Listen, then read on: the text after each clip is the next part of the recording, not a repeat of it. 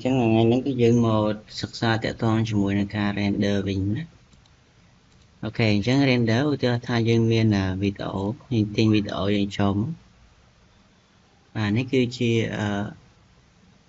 video đài nhầm miến hay ngày nó thêm bằng hai tay tẹo toàn cho mùi ca render đây đó. Ok render nó cứ phú chẳng dương tin vì hình đây được phần tới là ní thì về thòm để thế phần tùng hủng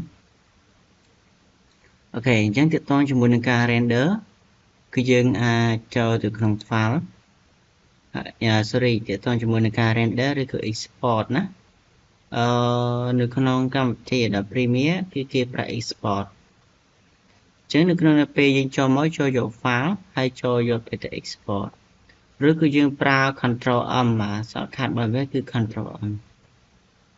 យើងចុចលើវាមកអញ្ចឹងយើង export របស់វា export វានៅពេលដែលយើងបានកំណត់នៃ size នៃអីនៃមានន័យថាកិច្ចការរបស់យើងបានធ្វើហើយអញ្ចឹងណាអូខេនៅពេលដែលចូលមកដល់ចំណុចនេះនេះគឺជា Adobe Premiere 2010 2023អញ្ចឹងវាឃើញទម្រង់បែបនេះ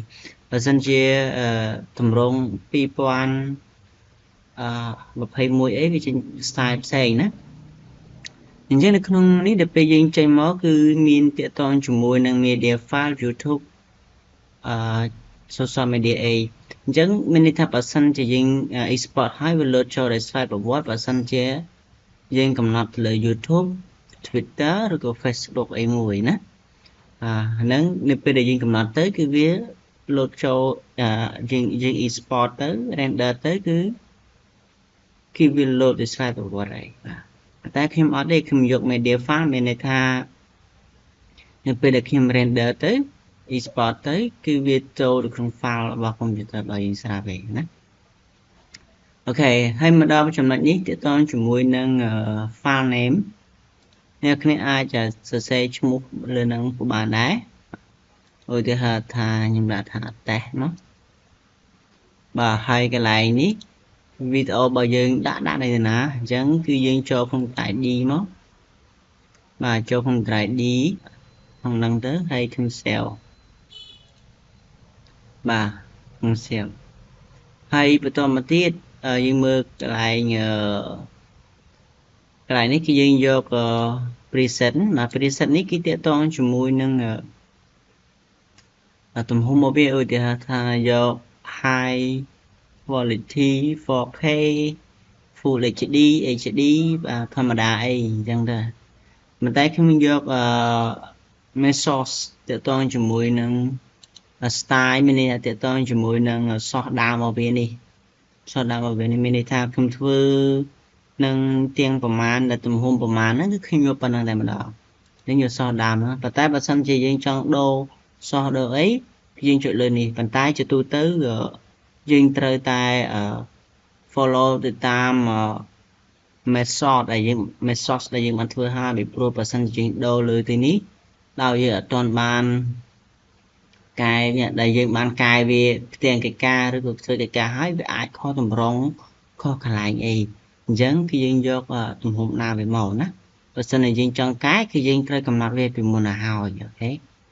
អូខេអញ្ចឹងខ្ញុំយកខាងលើហ្នឹងហើយខាងក្រោម format នេះទាក់ទងជាមួយនឹងការកំណត់ទៅតាមគេហៅថា file ភាពច្បាស់មិនច្បាស់អីអញ្ចឹងនៅក្នុងនេះវាមានអីគេវាមាន PNG អត់មាន background អីអញ្ចឹងណាវាមាន JPEG pixel ទៅវាចេញទៅបែបហ្នឹងហើយជាទូទៅសម្រាប់នៅក្នុងនេះយើងយក A264 វាធ្វើឲ្យវីដេអូរបស់យើងនឹងច្បាស់ល្អ HD វាធ្វើឲ្យវីដេអូរបស់យើងនឹងច្បាស់ល្អអានេះគឺ MP3 យើង render ទៅគឺវាជា MP3 ប៉ុន្តែវាយើងអត់ទេគឺខ្ញុំយក H264 ហ្នឹងដើម្បីបង្កើនគុណភាពនៃវីដេអូរបស់ខ្ញុំបានកាន់តែច្បាស់ដែរបាទហើយកន្លែងនេះគឺវីដេអូគឺយើងបាន sẽ hàng lơ hao ấy nhưng mình chỉ mạch tiện tôi thì thế bà vậy đó nếu như mình chăm mạch trời phọc hơi ấy thành thì đến á để sao vậy đó khi dân ban thừa hai thằng nữa ok nếu bây giờ dân thừa bà con đang hói nên ở kia mơ source bà viết mấy video bao giờ cứ Full HD bà này mà phải 5 frame nữaហើយនាទីគឺ29ហ្នឹង29វិនាទីហើយអត់មាន no audio បាទ9មាននេះវីដេអូនេះខ្ញុំមិនបានដាក់ទេដោយសារតែខ្ញុំបង្ហាញត្រឹមតែការ export ទេបើសិនតែដាក់វា load ឲ្យធម្មតាបាទនេះ put out នេះគឺជាលទ្ធផលដែលយើងអឺដែលយើងដឹងអំពីវីដេអូរបស់យើងណាអានេះគឺជាលទ្ធផលវាមាន format បាទ264 Full HD 20 frame អីចឹងណាហើយកន្លែងនេះតើតន់ជាមួយនឹង megabyte របស់វាអញ្ចឹង